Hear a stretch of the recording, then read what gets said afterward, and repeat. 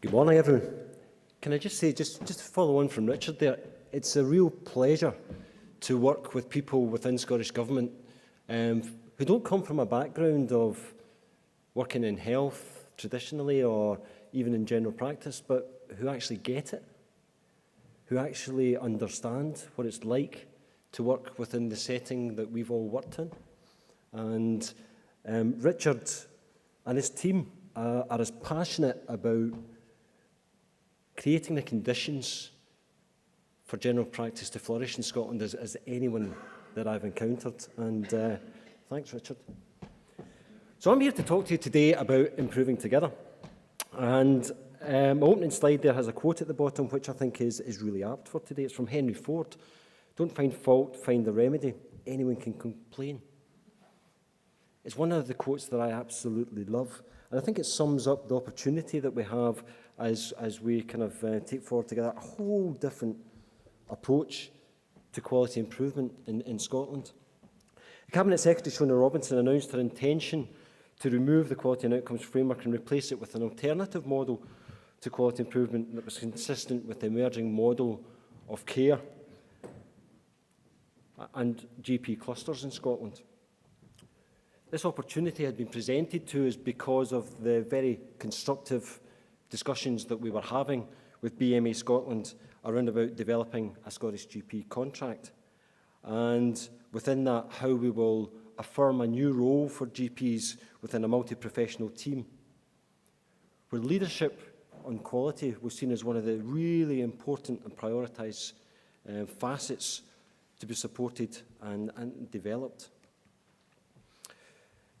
So we're all familiar with the Quality and Outcomes Framework. I still remember 2004 when it was introduced, the big bang of this new future that was presented to us.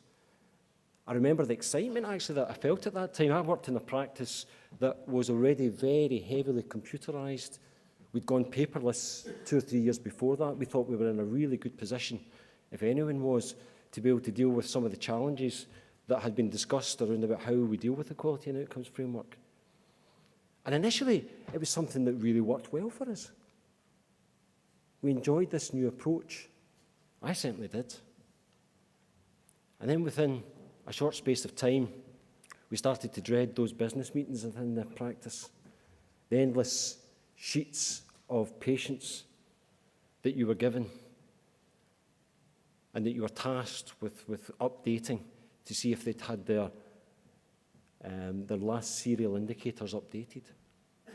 And it started to become a real drag. And even in the consultation, we started to notice that it had a real impact on the consultation. Anyone else here feel really bad at that point in time when a patient walked out of your consultation and you hadn't addressed the wee sticky notes that appeared on your screen?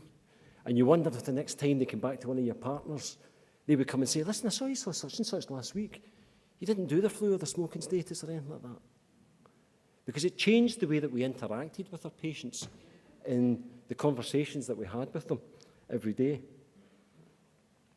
So what did QOF do for us? I think QOF did contribute something. I think the evidence was that general practice was on a trajectory of improvement even before the Quality and Outcomes Framework was introduced. We know that now. And there is some evidence that it led to an initial acceleration of that improvement. And if you were one of those chronic conditions that were included within the Quality and Outcomes Framework, you certainly seemed to benefit from it. But it started to crowd out some of the other stuff that we were doing because we became so focused on those conditions that were contained within QOF. We became so focused actually on treating the numbers rather than on treating the people, I think, too often. The evidence for QOF suggests that although there was that initial accelerated improvement, perhaps over time it didn't contribute as meaningfully as it was first intended. And in fact, perhaps it had some detrimental effects. Professor Bruce Guthrie, who I think is here today, has led a review of the impact of QOF, which you can find in the Scottish School of Primary Care website, which is a really interesting read. And he assesses through a literature review some of the impacts that QOF has had over that time. And I think we're kidding ourselves if we believe that QOF really did improve the quality of care for every condition. These are figures from the diabetic indicators, total points achieved as a percentage of points available from 2014-15. If you look across Scotland, it looks fabulous. Boards across Scotland are achieving above 96-97% aggregate scores for these indicators. So perhaps it did standardise care. But if you look from that same time period, the Scottish Diabetic Survey from 2015, 9 key interventions in the care of diabetes, you see a very, very different picture. And what you start to see is that there is variation that exists across Scotland, and that perhaps in terms of giving complete care, we weren't quite as good as the reassurance that QOF was giving us.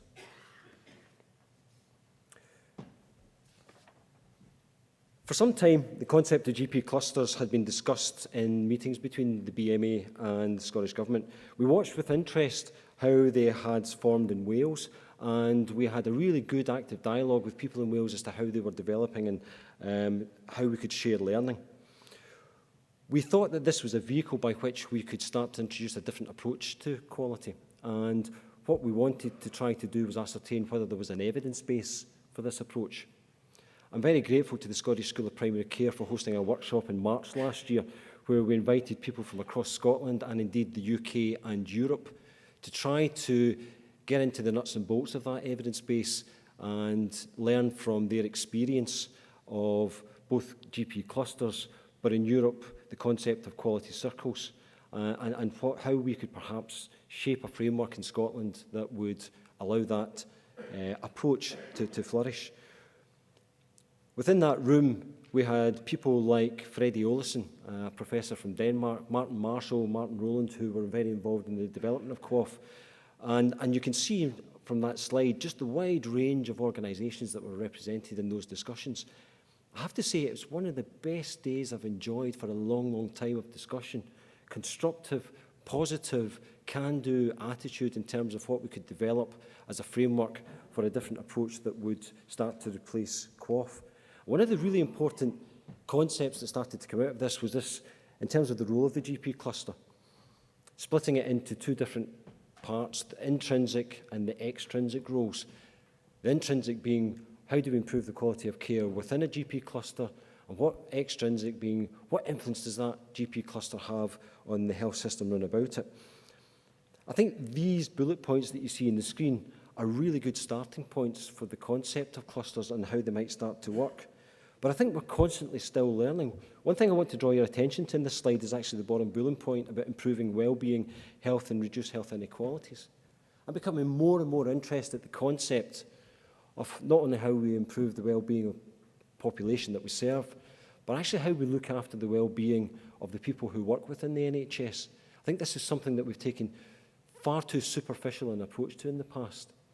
I had conversations with Peter Costin from Gysgardnerburn Medical Practice in Glasgow recently about this. Gysgardnerburn were recently awarded the Royal College General Practice of the Year, Team of the Year Award. It's a fascinating approach that they have in this practice. But at its core is the way that this team works together to look after each other as well as to serve the population in a very deprived area of Glasgow as well. I think that clusters offer the opportunity for us as clinicians also to pay much more attention and heed to the well-being of the people that we work with, as well as the people that we provide care to. And I think that's an absolutely legitimate approach within the clusters. Over the last year, a lot of my work has been focused on the development of a programme around realistic medicine. Within realistic medicine, we've discussed how do we manage our approach to manage risk. And there's overwhelming evidence that as we become much more stressed as clinicians, our approach to risk starts to change. This isn't good for us, it's not good for our patients. And we need to make sure that we have the mechanisms in place that will help us to identify when stress starts to become apparent and how we help people cope with that when it becomes apparent. From that workshop, we started to develop the actual framework, and these are the organisations that were developed in the GP cluster advisory group.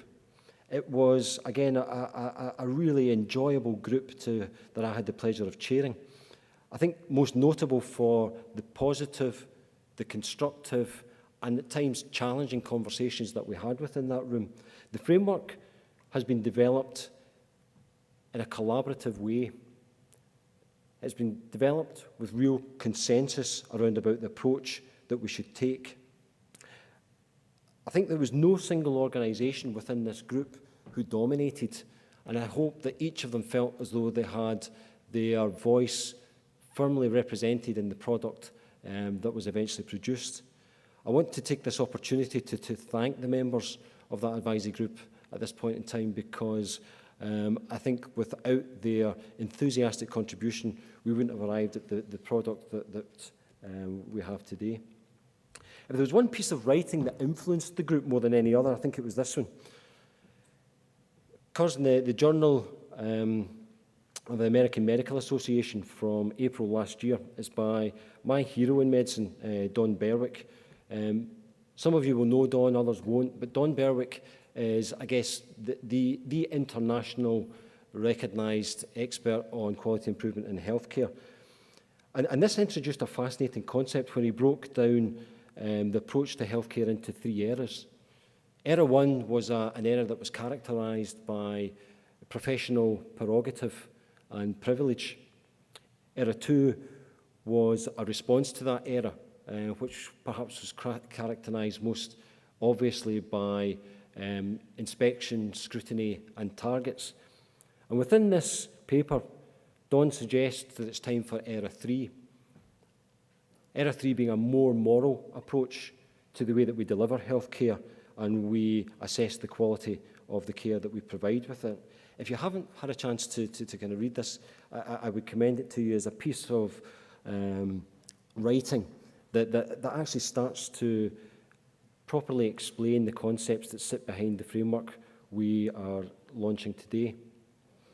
I had the great privilege of spending some time with Don earlier on this week, and when I shared the framework with him before Christmas, he offered this feedback on it, which he's actually gone back to the States in the last 24 hours, otherwise he would have been with us today.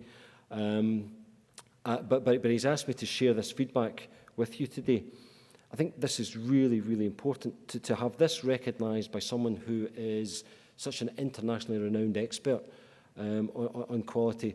Certainly suggests to me that we are on the right track with what we're trying to do in Scotland, and I think it has certainly re-energised me in terms of my approach to what we're trying to do. The framework that we produced is Duran's trilogy at its heart, and I realise that many of you will be unfamiliar with the concepts of quality planning, quality improvement and quality control at the beginning of this journey. That's why it's important to ensure that the infrastructure and support that you receive is right. If you're not familiar with these terms, you'll be familiar with the purpose.